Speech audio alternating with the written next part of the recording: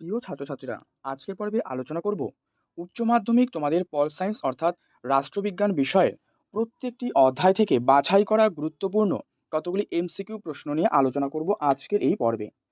তোমাদের মূলত 24টি এমসিকিউ প্রশ্ন দেওয়া থাকে, আর তার সাথে থাকে 16টি কিন্তু এসএকিউ প্রশ্ন।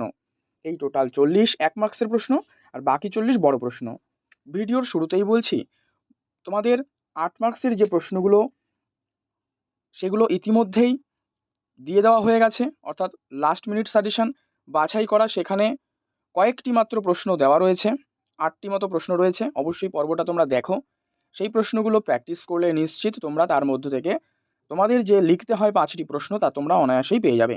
আজকে আমি এমসিকিউ প্রশ্ন শুরু করছি, প্রত্যেকটা প্রশ্ন উত্তর সহ আলোচনা করব। দেখো, তোমাদের প্রথম প্রশ্ন, প্রক্সি যুদ্ধ কৌশলটি ব্যবহৃত হয়েছিল ঠান্ডা লড়াইয়ে। 2, ঠান্ডা লড়াই শব্দটি প্রথম প্রয়োগ করেন বার্নার্ড বারুচ। 3, পঞ্চশীল নীতি ভারত ও চীনের মধ্যে স্বাক্ষরিত হয়েছিল কত সাল? 1954 খ্রিস্টাব্দে। 4, জোট নিরপেক্ষ আন্দোলনের প্রথম শীর্ষ সম্মেলন অনুষ্ঠিত হয় বেলগ্রেডে। 5, মার্শাল পরিকল্পনা এটি কার্যকরী হয় কবে? 1948 খ্রিস্টাব্দে। ঠান্ডা লড়াইয়ের সঙ্গে সম্পর্কিত যে দেশ, তাদের নাম হলো মার্কিন যুক্তরাষ্ট্র ও সোভিয়েত ইউনিয়ন। নেক্সট, ঠান্ডা লড়াইয়ের অবসান হয় কত খ্রিস্টাব্দে? 1991। আর ঠান্ডা যুদ্ধের একটি গুরুত্বপূর্ণ কারণ মতাদর্শগত বিরোধ। পর্ব ভালো লাগলে কিন্তু তোমরা প্রত্যেকে অবশ্যই লাইক করে দেবে, শেয়ার করে দেবে বন্ধুদের মধ্যে, তাহলে তারাও কিন্তু এগুলো পেয়ে উপকৃত হবে। চ্যানেলে নতুন হলে অবশ্যই সাবস্ক্রাইব করে রেখো। আর তোমাদের যদি কোনো প্রশ্ন সমাধানের প্রয়োজন হয় অবশ্যই কমেন্ট করবে, তোমাদেরকে যথাযথভাবে সেই উত্তরগুলো দিয়ে দেওয়া হবে। নেক্সট, বেলগ্রেড সম্মেলন অনুষ্ঠিত হয় 1961 খ্রিস্টাব্দে। ওয়ার্স চুক্তি গঠিত হয় কার উদ্যোগে? Soviet union. ভারত পাক সিমলা চুক্তি সম্পাদিত হয়েছিল কত খ্রিস্টাব্দে? 1972। আর ভারত চীন সীমানা বিরোধ হয় 1962 খ্রিস্টাব্দে। ন্যাটো, ন্যাটো কবে গঠিত হয়? ন্যাটো 4 এপ্রিল 1949 সালে কিন্তু গঠিত হয়। এখানে তোমাদের আমি একটা HW দিচ্ছি, এই ন্যাটোর ফুল ফর্ম তোমরা প্রত্যেকে কমেন্টে জানাবে, ঠিক আছে? ফুল নেম আমি এরকম লিখছি, ফুল নেম বলে। তো এটা যদি না জানা থাকে প্রশ্নটা তোমরা কমেন্টে লিখে জিজ্ঞাসা চিহ্ন দিয়ে দেবে, তোমাদেরকে উত্তরগুলো দিয়ে দেবো। নেক্সট, সল্ট আই স্বাক্ষরিত হয়েছিল 1972-এ। পরবর্তী 3 নম্বর অধ্যায় যেটা রয়েছে পররাষ্ট্রনীতি, এখান থেকে পড়বে ভারতে 1991 খ্রিস্টাব্দে কোন প্রধানমন্ত্রীর সময় বাজার অর্থনীতির সূচনা হয়? নরসিমা রাও। 123 এগ্রিমেন্ট 123, এই এগ্রিমেন্ট স্বাক্ষরিত হয়েছিল কবে? 2007 খ্রিস্টাব্দে। The making of foreign policy গ্রন্থটির লেখক হলেন জোসেফ ফ্রাঙ্কেল। সার্কের প্রথম শীর্ষ সম্মেলন অনুষ্ঠিত হয় কিন্তু ঢাকায়। দেখো, সার্কেরও কিন্তু একটা ফুল ফর্ম রয়েছে, এগুলো সব তোমাদের HW দিচ্ছি, দেখবো তোমরা কতজন এই ফুল ফর্মগুলো পারছো আর না পারছো।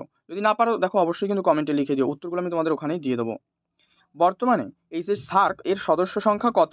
8। ভারতের পররাষ্ট্রনীতির একটি অভিনব বৈশিষ্ট্য পঞ্চশীল নীতির অনুসরণ। সুচিন্তিতভাবে নির্ধারিত জাতীয় স্বার্থসমূহ সম্পর্কে সুবিন্যস্ত বিবৃতি হলো পররাষ্ট্রনীতি।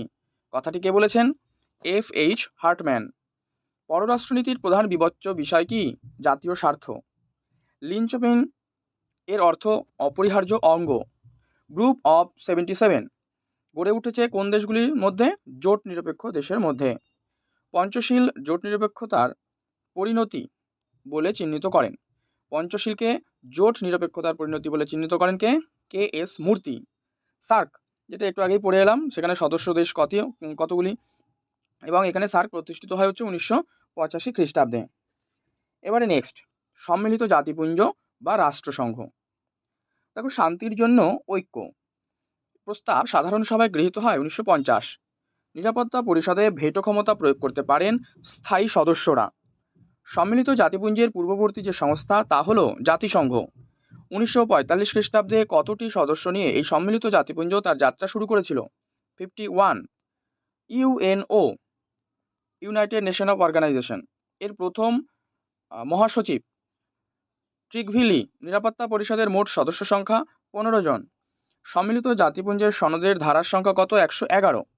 সাধারণ সভার বর্তমান সদস্য সংখ্যা 193। নিরাপত্তা পরিষদের অস্থায়ী সদস্যদের কার্যকাল 2 বছর। সম্মিলিত জাতিপুঞ্জ প্রতিষ্ঠিত হয় 1945 খ্রিস্টাব্দে। আর সাধারণ সভাকে কূটনীতিবিদদের সম্মেলন, এটি কে বলেছেন? এটি বলেছেন সুম্যান।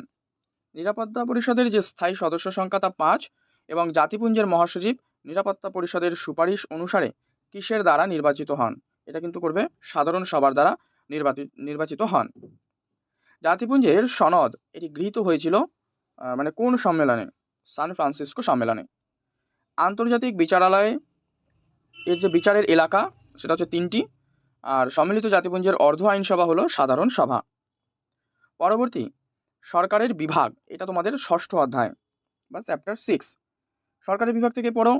ক্ষমতা স্বতন্ত্রীকরণ নীতি অনুসৃত হয় মার্কিন যুক্তরাষ্ট্রে। দ্বিকক্ষ বিশিষ্ট আইনসভার সমর্থক জে.এস. মিল। দ্বিকক্ষ বিশিষ্ট আইনসভা প্রথম চালু হয় ব্রিটেনে। আর দ্বিতীয় পরিষদ হলো স্বাধীনতার অপরিহার্য নিরাপত্তা, কথা বলেছেন লর্ড অ্যাক্টন। এক কক্ষ বিশিষ্ট আইনসভা আছে এমন একটা রাষ্ট্র চীন। ব্রিটিশ পার্লামেন্টের নিম্নকক্ষ যেটা হচ্ছে কমন্স সভা, ভালো করে দেখবে এটা ব্রিটিশ পার্লামেন্ট দেওয়া রয়েছে কিন্তু। আর ভারতের ক্ষেত্রে যদি বলতো নিম্নকক্ষ তখন হবে লোকসভা, ঠিক আছে। যদি বলতো ভারত তখন হতো এটা ইন্ডিয়া, ওকে, তখন হতো লোকসভা। নেক্সট, ক্ষমতা স্বতন্ত্রীকরণ নীতিটির মুখ্য প্রবক্তা কে? মন্তেস্কু। মার্কিন যুক্তরাষ্ট্রের আইনসভাকে কি বলা হয়? কংগ্রেস। বহু পরিচালক বিশিষ্ট শাসন ব্যবস্থার উদাহরণ হলো সুইজারল্যান্ড। মার্কিন যুক্তরাষ্ট্রের আইনসভার উচ্চকক্ষ সিনেট। আবার ঘুরিয়ে যদি এটা দেয় যে এই যে রাজ্যসভা, এটা কিন্তু হবে ভারত, ঠিক আছে, এটা হবে ভারত উচ্চকক্ষের নাম। আর লোকসভাটা কি? নিম্নকক্ষ। লোকসভা হচ্ছে নিম্নকক্ষ। দ্য স্পিরিট অব লস এই গ্রন্থটির রচয়িতা মন্তেস্কু। ন্যায় বিচারের দীপশিখাটি অন্ধকারের মধ্যে নিভে গেলে কি ভীষণ অন্ধকার, কথাটি বলেছেন লর্ড ব্রাইস। আমলাতন্ত্র, এটা কি? আমলাতন্ত্র হচ্ছে একটা স্থায়ী শাসন। আর উচ্চকক্ষ যদি নিম্নকক্ষের সঙ্গে একমত না হয়, মানে একমত হয় তবে তা অনাবশ্যক, আর যদি একমত না হয় তবে তা ক্ষতিকর, এটি বলেছেন আবেসিয়ে। আইনসভার উচ্চকক্ষ সর্বোচ্চ আপিল আদালত হিসেবে কাজ করে ব্রিটেনে। প্রকৃত শাসক তিনি হলেন ভারতের প্রধানমন্ত্রী। উত্তরাধিকার সূত্রে মনোনীত শাসক দেখা যায় কোথায়? গ্রেট ব্রিটেনে।